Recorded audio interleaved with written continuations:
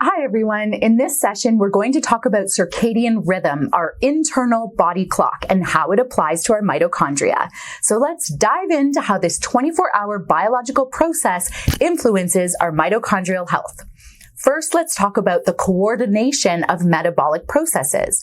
Our circadian rhythm is like a maestro conducting the orchestra of our metabolism and energy.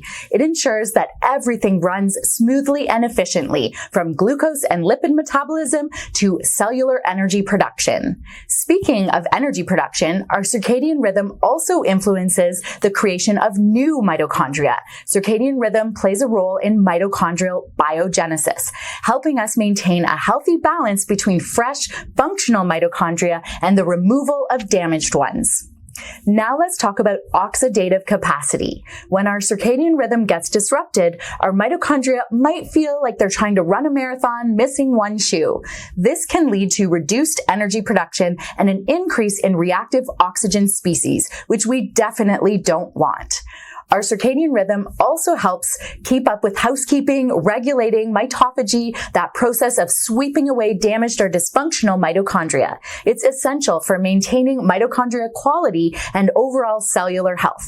And wait, there's one more. The circadian rhythm also influences our antioxidant defense system, like a shield, protecting our mitochondria from oxidative stress. When our rhythm gets disrupted, our mitochondrial shield might not be as effective, leaving our mitochondria more vulnerable to damage.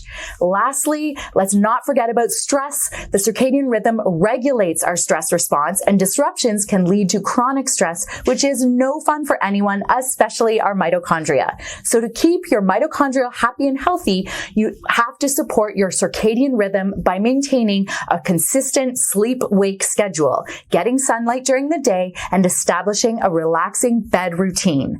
Your mitochondria will thank you for these habits.